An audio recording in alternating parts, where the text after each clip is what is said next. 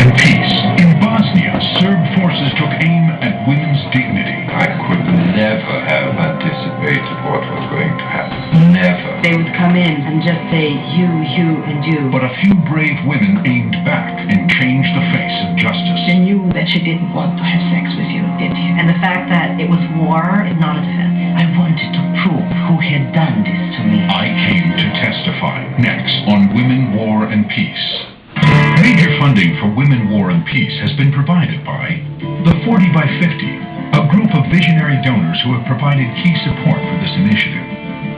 Norwegian Ministry of Foreign Affairs, National Endowment for the Humanities, Foundation to Promote Open Society, Ford Foundation, the John D. and Catherine T. MacArthur Foundation, Swanee Hunt Family Fund of the Denver Foundation, Starry Night, an Anne Delaney charitable fund, the Atlantic Philanthropies, Dobkin Family Foundation, Cheryl and Philip Milstein Family, Partridge Foundation, Vital Projects Fund, Elizabeth H. Weatherman and the Warburg Pincus Foundation, the Shelley and Donald Rubin Foundation, Barbara H. Zuckerberg, Siegfried Rousing Trust, more than 1,500 members of 13, a complete list is available from PBS, and Corporation for Public Broadcasting.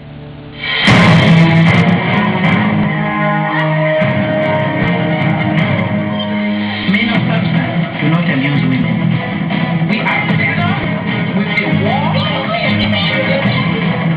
They thought that none of us would survive to tell the truth.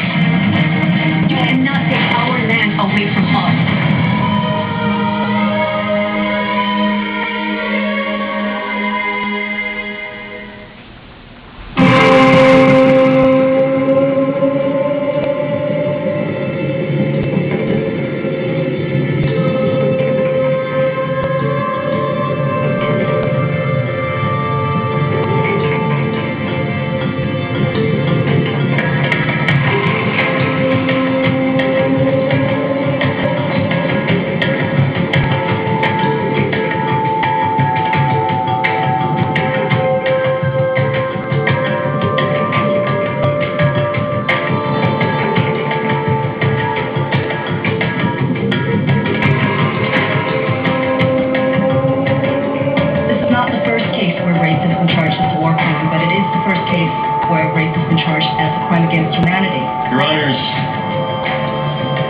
This is a case about rape camps in eastern Bosnia. This is a case about the women and girls, some as young as 12 or 15 years old, who endured unimaginable horrors as the worlds collapsed around them. They would come mostly during the night, and we didn't have any light in the hallway. They would yell and they would scream. They'd call out the girls by their names, and then they'd take them off with them. I was fully conscious for the first 6 of them. And I don't know how many there were after that. There could have been about 20 of them. I don't know. He held a knife in his hands and asked me, which breast of yours do you like better? He asked me should he slaughter my daughter. That he would cut off my face, and that they would split out throats. They said, when we don't need you anymore, we're going to kill you.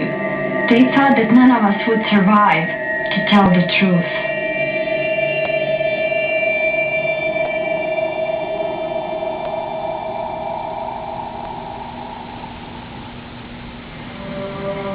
Mnie to wstyd. Ne želim da me neko gleda i moje lice, da gleda, da kaže to, možem sašati moju priču i sve to, ali ipak ne Barbosa.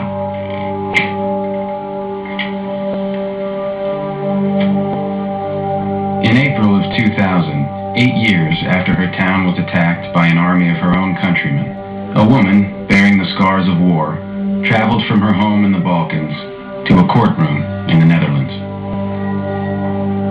She took the stand as witness number 99, a cloak to protect her from the harm that could come from the truth she was about to reveal.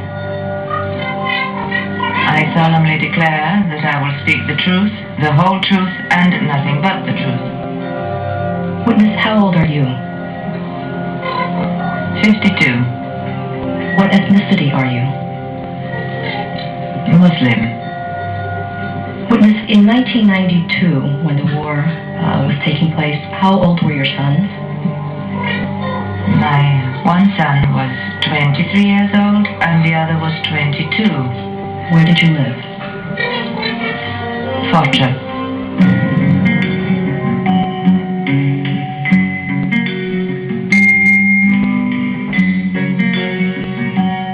U zanimljivom planinskom predjelu, obraslom šumom, na obalama Drine i ušću Čehotine je gradić Foča.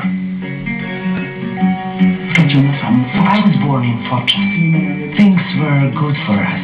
We had a good life. We had everything before the war. I couldn't imagine my neighbor hurting me or me hurting a neighbor. Everyone was like one family. ZR was also living in Foča when the war began in 1992. She was a newlywed with dreams of starting a family of her own. I got married right before the war. I remember it was a Friday the 13th. People say this was an unlucky day, but for me it was very lucky. He was really full of love and care. I saw in him a man I could spend the rest of my life with. Life was ideal, and no one cared about who was Serb, who was Croat, who was Muslim. We were all friends, all of us. We went to parties and celebrated New Year's Eve and birthdays and the births of each other's children. We were in each other's weddings, best man, maids of honor. Today you cannot even imagine living like that, but that's really how it was.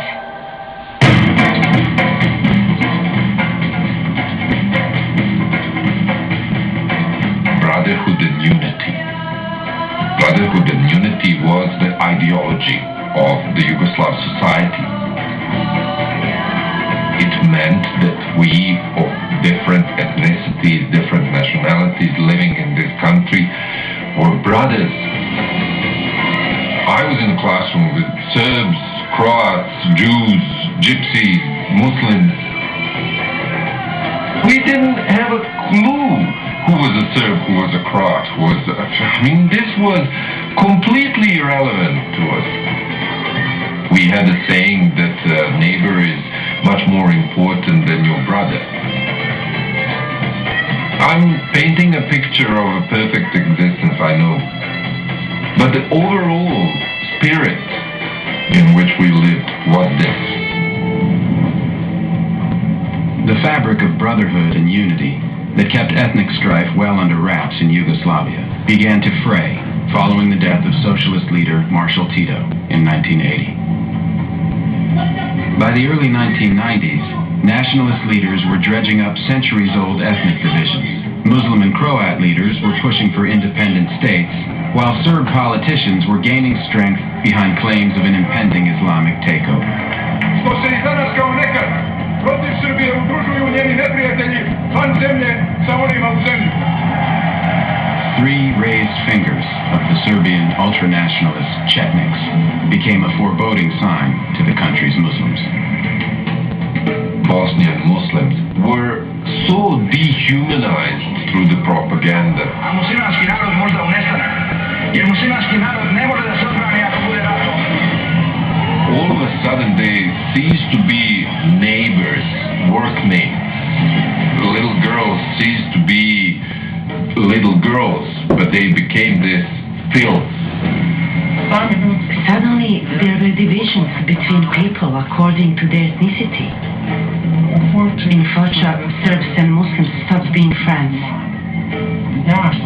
I noticed that the Serbs started moving their civilian population. They took their children out of the schools and sent them somewhere else. My husband was the manager of his company, and all of a sudden all the Serbs went away on some kind of vacation. It was actually for military training. It was all to prepare them, to teach them to shoot, to kill Muslims. That's when the Serbs started singing their nationalist songs. I remember spending the night together with my neighbor, unable to sleep, scared, because they were singing Chetnik, really Chetnik songs.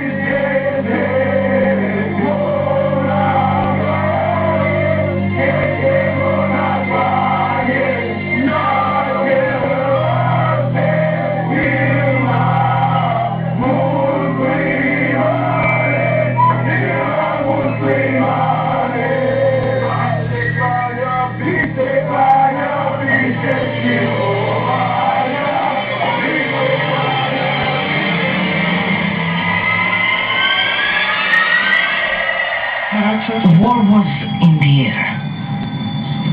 The Serbs were positioned on the hills and our movements were being watched. We were paralyzed by fear. One day when we were on our way to work, we noticed the checkpoints. They were guarded by Serbs armed with guns. When my husband and I were returning home, an armed Chetnik cocked his gun at us. He put the gun at our throats. That's a detail you never forget. I thought that it was going to pass, that it was simply a turbulence, and everything will calm down, people will see sense. I could never have anticipated what was going to happen. Never. In a million years. Never, ever. That day the Serb army attacked, and the shots were coming from every direction. A woman from our village was killed. Her child fell out of her arms.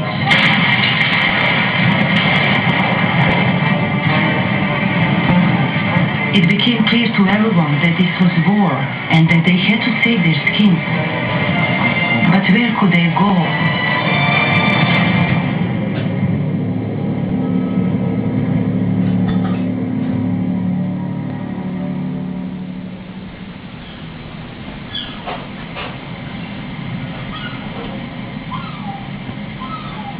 In 1994, I was working in Sri Lanka, and I got a phone call out of the blue asking if I wanted to work for the Yugoslavia War Crimes Tribunal. The war had been in the news, but I had no idea that a tribunal had been established. I had no idea about the contours of the war, about what the tribunal was. I had just finished law school, so I said yes. Small adventure. I thought I was moving to Denmark. You know, the Dutch live in Denmark, I thought, but no, it turned out to be Holland. Tejri Thapa made her way to the low-lying Netherlands from her mountain home in Nepal, where she grew up in a family of political activists.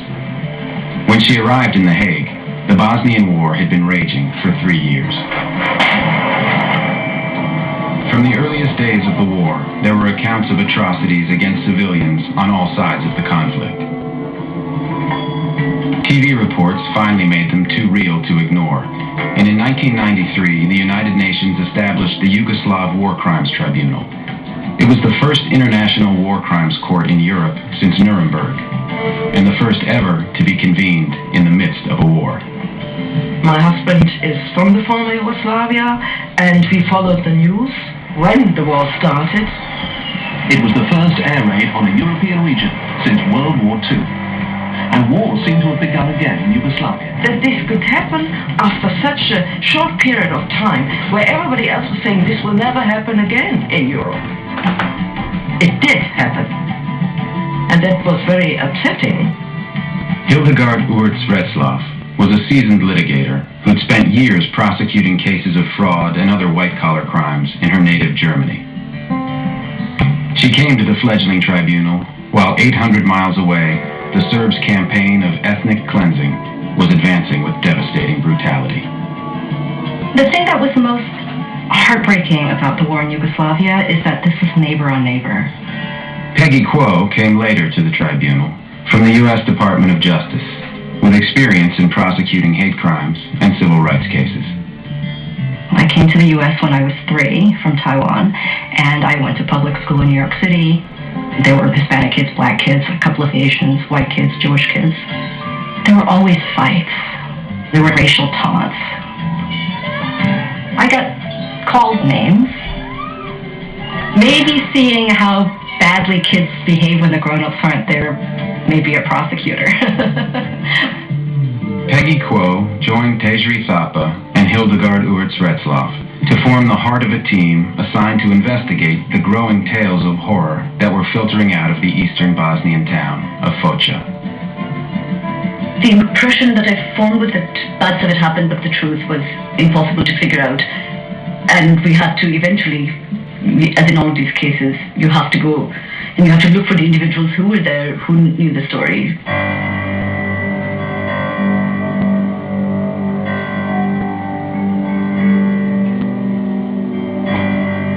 The day the shooting started, they gathered us in the forest, even the children and women, and then took us to a field. I saw two of my neighbors whom my sons worked with. I expected them to do something, but they didn't.